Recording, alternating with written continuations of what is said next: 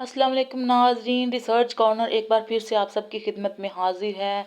जैसा कि आप सब लोग जानते हैं कि रिसर्च कॉर्नर का बेसिक मकसद हमारे उन नाज़रीन तक रिसर्च की तमाम मालूमात पहुंचाना है जो कि रिसर्च जिनके लिए बहुत ही एक मुश्किल टास्क है या जिनको लगता है कि वो रिसर्च में कमज़ोर हैं या रिसर्च को बहुत बेहतरीन तरीके से हल करना चाहते हैं या रिसर्च के किसी ना किसी प्रोजेक्ट में अटके हुए हैं। तो उन तमाम दोस्तों का, उन तमाम व्यूअर्स का रिसर्च कॉर्नर में फिर से एक बार इस्तकबाल करते हैं हम, और होप्स हो कि आप जो है अपने रिसर्च प्रोजेक्ट को कंप्लीट करने के लिए रिसर्च कॉर्नर आपके लिए एक बहुत ही माकूल तरीन प्लेटफॉर्म साबित होगा।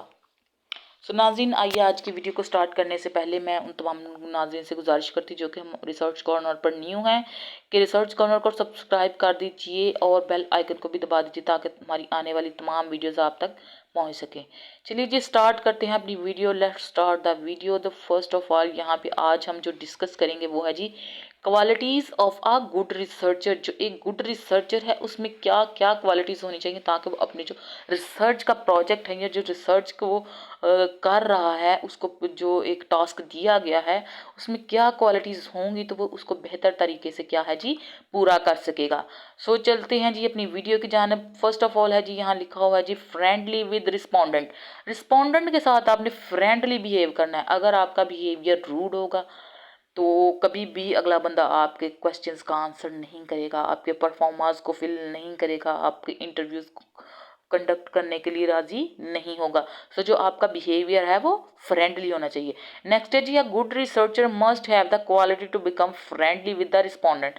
उसके पास जी डेफिनेटली उसके पास जो है ये क्वालिटी होनी चाहिए कि वो दूसरों के साथ फ्रेंडली बिहेव करे।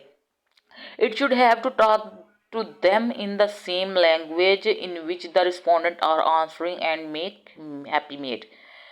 अच्छा जी, यहाँ पे लैंग्वेज आपने बहुत ज़्यादा देखिए, अगर आप किसी गांव के या किसी बैकवर्ड एरिया में बात कर रहे हैं जो वहाँ की इलाकाई ज़बान होगी, you must have to do और to talk in these languages. आपको वहाँ की रीजनल लैंग्वेज में बात करना बहुत ही ज़रूरी है।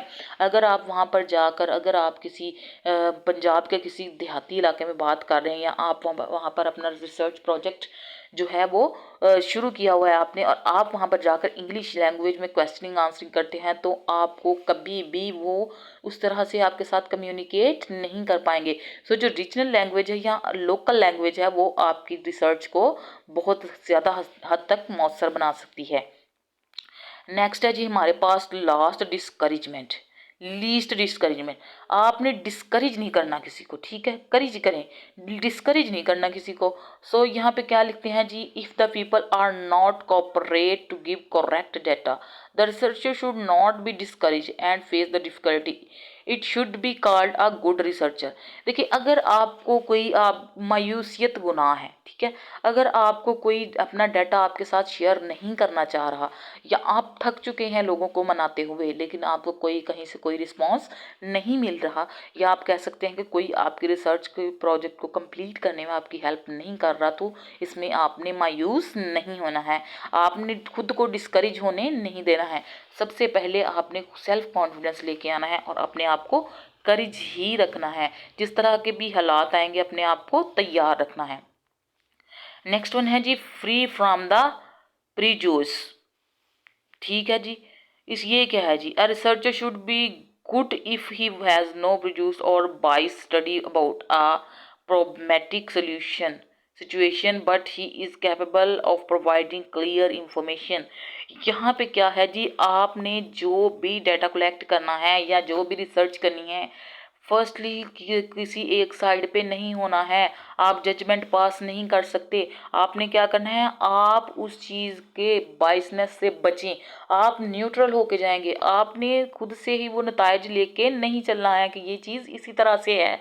आप सिर्फ उस चीज़ को देखने जा रहे हैं फील्ड में कि क्या ये जो चीज़ बता रहे हैं, क्या ये जो वाकया हुआ है, क्या ये वाकई ही ऐसा है, क्या ये पॉजिटिव भी हो सकता है, ये नेगेटिव भी हो सकता है, ये इस तरफ को भी जा सकता है, ये इस तरफ को भी जा सकता है। आपके यहाँ आप न्यूट्रल हैं। आपने सालस बनना है, फ्री कैन नहीं बनना है, ठीक है जी। तो इसका ये बेसिक मकसद यही है कि आपने बाइसनेस को शो नहीं करना है, ये खुद से जजमेंट नहीं करनी है। आप क्या हैं, आप रिसर्चर हैं।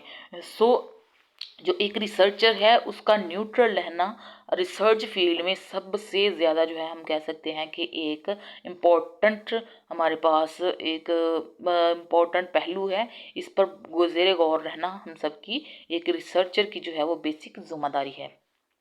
सो नाज़रीन, होप सो आप सबको हमारी आज की वीडियो पसंद आई होगी और समझ भी आई होगी। हमारी नेक्स्ट वीडियो बहुत जल्द आप तमाम नाज़रीन की खिदमत में हाजिर होगी। रिसर्च कॉर्नर इसी तरह से आप तमाम नाज़रीन तक अपनी इंफॉर्मेशन को पहुंचाता रहेगा और दुआएं समेटता रहेगा। तब तक के लिए अल्लाह हाफिज़। मिलते हैं एक नई वीडियो के साथ।